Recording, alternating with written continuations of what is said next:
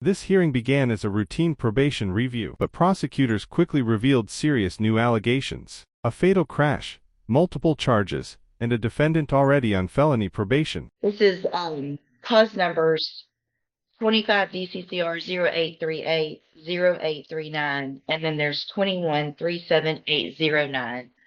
And you guys are just gonna have to bear with me. I woke up with this, so I didn't smoke 12 packs of cigarettes. I just sound like I did. All right. Mr. Fletcher was previously in court, entered pleas was not true in a motion to revoke probation in the 21 cause number. On probation in that case for the second-degree felony offense of possession of a controlled substance. And the allegations,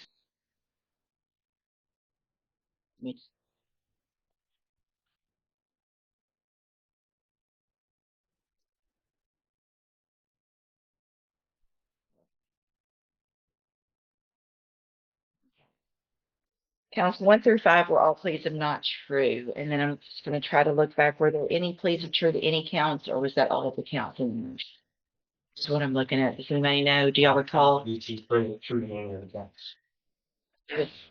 are the only, there were 5 counts. Yes, Judge. I'm gonna double check real quick. And so we've got count 1 was the new offense of manslaughter. Count 2, offense of criminally negligent homicide. Count 3 was aggravated assault with a deadly weapon. Count 4, possession of marijuana. And then count 5 was unlawful carrying a weapon. And all of those, well, not all of them, we've got the first 3 stem from the same date of September 18th of 2024. And then counts 4 and 5 are from July 4th of 2023. And so we're set for a hearing today on the motion. And then once we get through this motion due today, we'll figure out what to do with the new offenses, but we're going to go on that motion first. I've gotten the updated report from probation. Have you both had an opportunity to review that report? It should have been emailed to you, but I can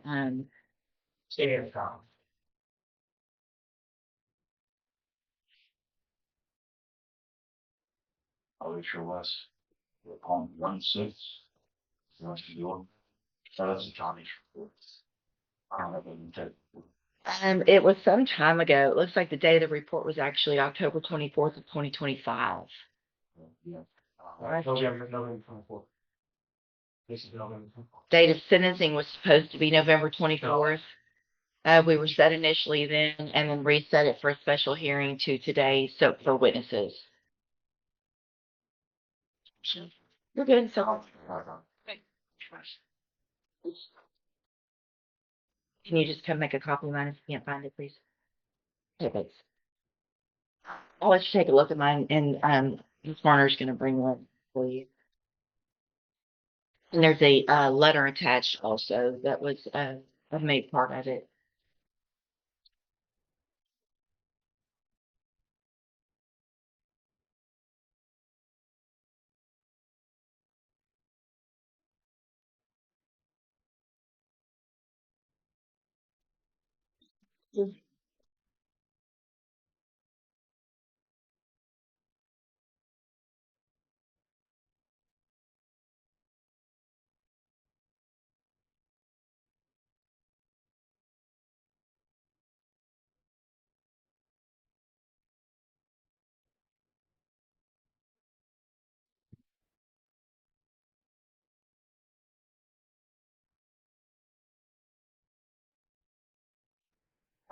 Oh, I thought you found it. Yeah. Got the rest of yours? Mm-hmm. It's going to be from the very back. That's it. Not sure. Mr. Gards, here it is.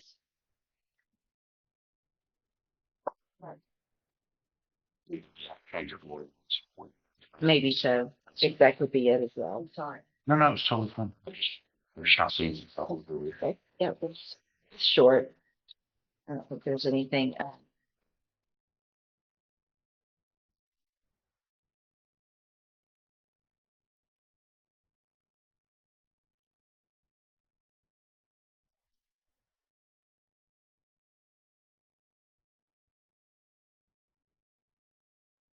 Cheers. Oh, All right, and so is, state ready to proceed? okay, great. Defense ready? I should be ready, obviously, I have an objection, shockingly, I want to give it this time to make sure a couple of things. One is, I anticipate the state is usually put on a miniature trial, these, alleged two officers. He currently has a trial setting for, essentially they're doing it this way, the state is accomplishing two goals in the objection. One is, converting him into a convicted felon and purposes, arguably converting him into a convicted felon versus an actual trial for which he's innocent. And we've now been working with the jury. And then secondly, Judge, I object to the nature of how the state has pled this as both the manslaughter and the homicide, because in the aggravated assault, all three essentially, what you said, this is a car accident, this involving death, certainly, but yet the way that it is formulated here makes it appear that there's multiple deaths for starters, and second, again, our concern, our objection is that we believe those types of offenses, particularly in this case where there's no aggravating factor of intoxication or something else about these offenses, that ought to be properly placed in front of the jury. And no offense to this court, obviously I have a relationship with this court, but for his purposes and his rights, we believe that this ought to properly, those offenses anyway, ought to properly be in front of a jury. And so we're asking for that. Is what I was hired to do, is to present this case to a jury or defend this case to the jury. And so we object to the nature proceeded here with this type of offense. So let me just, for Mr. Coleman, there's nothing legally that prevents us from doing it this way. We've obviously, some cases we do this way, some cases we allow the cases to go to trial first and then the motion. So, okay, I just want to make sure there's no legal prohibition from doing it this way. I'm concerned that obviously the jury is probably would be able to ask for a lesser included of commitment of homicide, kind of manslaughter, indictment, etc. Right.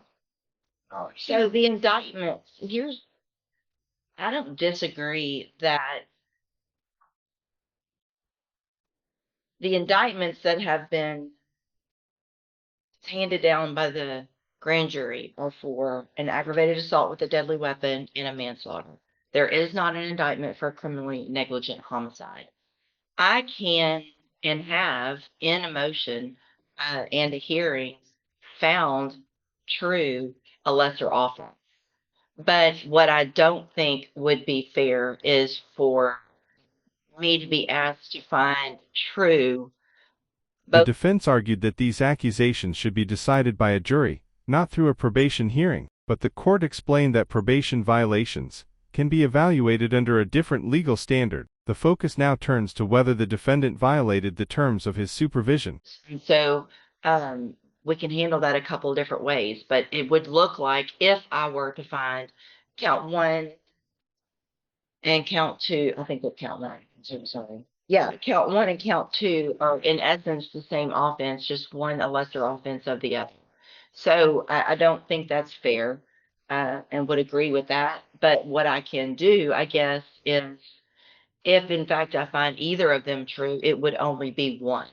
And then the other I would find not true if I found one true at all. Does that make sense? Yes, Judge. Okay. Okay. So wouldn't want argument, obviously, that they're both true. The aggravated assault with a deadly weapon, is that a different complaining witness? Okay, so that makes sense to have the separate one to me. Yes. Okay. The other component is that in the indictment, again, this is part of the stickiness of doing it this way. What the state has alleged in their motion for revocation is essentially that he committed this offense of manslaughter and negligent homicide and of aggravated assault.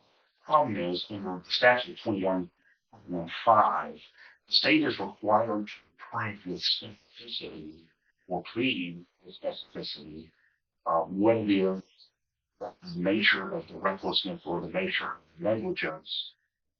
To my position, certainly the motion to revoke probation does not do those things with specificity. And so you think the conclusion of the statement that this isn't a possession of cocaine case or something where it's just obvious that what the elements are here. Their 21.15 requires proper notice of what the nature of the recklessness and/or negligence is in any reckless or negligence case, and that's not done. Well, the indictment reads, did then and there recklessly cause the death of an individual in the manslaughter one. And then it goes forward to say, by operating a motor vehicle, driving 72 miles per hour in a 30-mile-per-hour zone in a residential area at night, and by striking the vehicle. Is that not? We're not teaching for the indictment. I'm not trying to be overly difficult, speaking my normal difficult self, but to me it's a problem because the motion of probation is pleading to doesn't plead those elements with specificity. So based on what I would say, based on obviously the nature of what the indictments allege, the level of proof obviously isn't the same, but I would anticipate and expect if I'm to find anything true, that the elements, every element of the offense as alleged in the indictment is proven by preponderance of the evidence, not just some random. I mean, the elements are the elements. I'm assuming that's what the testimony is going to be. On that, Judge, I agree. The evidence are the elements. What I don't want to be is hamstrung or tied to the indictment in a motion to revoke probation. Well, I think it's only fair that the elements, I mean, the motion alleges manslaughter. So it's just, the law says manslaughter is, and in this case, the indictment says it's what it is. And so you're going to prove what the facts of this case are, or you would allegedly. So there's no. I just want to get out in front of the technical argument that Mr. Gershman made about, again, children, presentation of evidence in the motion to revoke probation context, that for whatever technical reason we can prove up something alleged in the indictment. That's kind of what I'm trying to head off. So it's obviously a relaxed standard, but I don't see how anyone who's going to come, law enforcement especially, or whatever the allegation is what the allegation is. So I would expect that the allegation, pretty much as alleged in the indictment, is what the facts would be. It's just a different level of proof. Okay, does that make sense? So then just to be clear, yes. So the manner means of recklessness, I'm just pointing out the notice in the motion to revoke probation. Okay, but you have the indictments, and so you know what the notice is. There's no surprise here. I'm just making sure. Yeah. That's what he's relying on. Thank you. All right, anything else before we get started? Nothing to say, Your Honor. Before we begin, I just have the court take care. Judicial notice of the entire file, including the conditions. Any objection to that? I'll take judicial notice of the court file. Thank you. Thank you. All right, then any type of opening, Mr. Coleman, you may call your first witness. No opening state ways open at this time. The state calls Miranda Beza.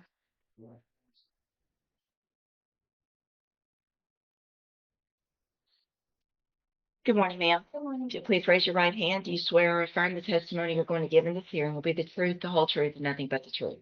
Thank you. You may have a seat.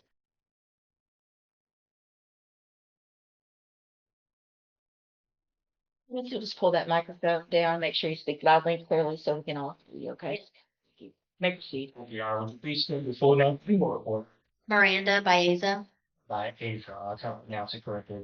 How are you employed with by Aza? with the Jefferson County Adult Probation Office.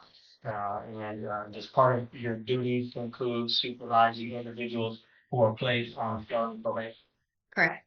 And did you have or have you had an occasion to supervise an individual by the name of Larry Glenn Fletcher Jr.?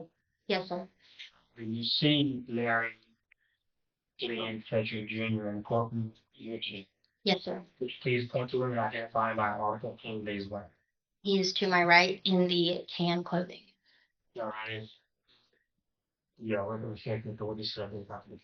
The record will so reflect. And just for technical reasons, do you have a date of birth used for him in your records? I do. What is the date of birth?